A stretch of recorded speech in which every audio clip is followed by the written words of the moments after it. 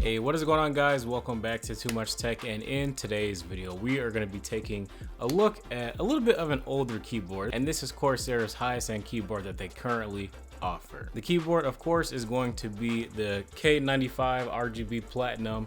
Is, like I said, Corsair's latest and highest end offering, and we're going to take a look at the time, what were the good things about this keyboard and what were the bad things about this keyboard, especially in relation to now, a little bit more than a year later that this keyboard has been on the market. Alright guys, so let's start off talking about the build quality of this keyboard, because it's actually very good. There's no bend, no flex, no twisting, nothing like that. This is made out of an aircraft grade aluminum top plate and construction, so it is pretty nice. Personally, I think it's pretty good. I like the cold feel of the aluminum, and I think it feels very premium, especially for the price point, even though the price has come down over the year. So you've got kickstands on the back of the keyboard, so you have two different height settings that you can set your keyboard at, either flat or with the kickstands up. And then you do have an included wrist rest from Corsair. Basically, it's rubberized, it's soft touch, and it does feel pretty good. There's not really much cushion, but it's not a very tall keyboard, so I don't really mind it. You got some rubberized feet, and then you have some cable guides on the back of the keyboard as well. In terms of like the features of the keyboard, you have quite a bit of them. You literally have anything that you can think of. You have USB pass-through,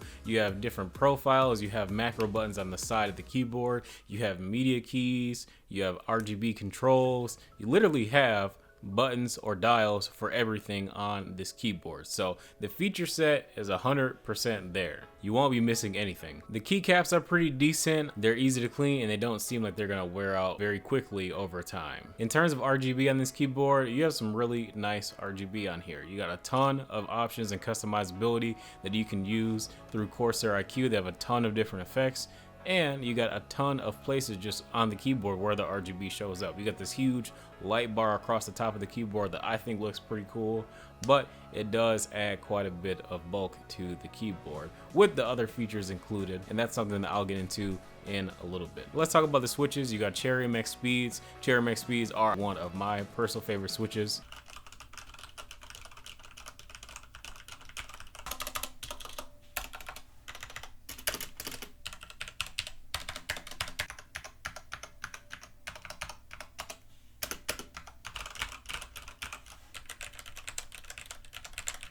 Now let's go ahead and talk about the bad on this keyboard. So honestly speaking, there's not a lot of bad on this keyboard, but personally for me, just because I've been using a few more small form factor or maybe simplified keyboards without like the additional macro keys on the side or anything like that, or just how huge the profile of this keyboard is, I'm just not used to it. Honestly speaking, even with the wrist rest, this thing is a behemoth in 2019. Especially when this year we've been using a lot of tankless keyboards, and a lot of people are moving over to 60% keyboards and they want to make space on their desk. I don't really think that this K95 RGB Platinum is gonna be for the mainstream gamer this year. Maybe not even years to come, because I'm pretty sure that these trends aren't gonna go away, and it seems like everyone is moving toward those smaller form factor keyboards. So my question to Corsair is, what are they gonna do to improve the K95 RGB Platinum this year or next year to make sure that the keyboard is gonna come with all of these features, or most of the features that people actually care about, and how to make that into a little bit more of a compact design? Is that possible? I'm sure it is. Other companies have done it. Pretty simple. Like, I think you could put most things in the function row and maybe make some of the media keys a little bit smaller, and you can fit them into a smaller space. Maybe they could make this a smaller form factor, full-size keyboard, if you know what I mean. Just kind of get rid of and trim some of the bulk. That's just the main thing that I would like to see from Corsair. I would like to see them do that maybe when they reveal the next version of this keyboard, maybe later this year or at CES next year. Now, do I think that this keyboard is worth purchasing today? Yes, if you are looking for a keyboard that literally has a button for everything. Like, that's literally what this is. There is a button for everything.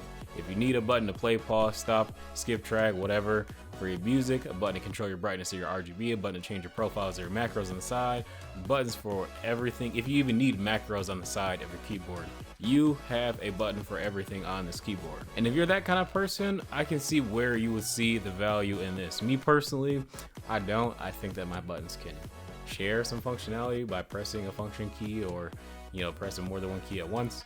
To me, it's no big deal, but yeah, this keyboard personally is not for me.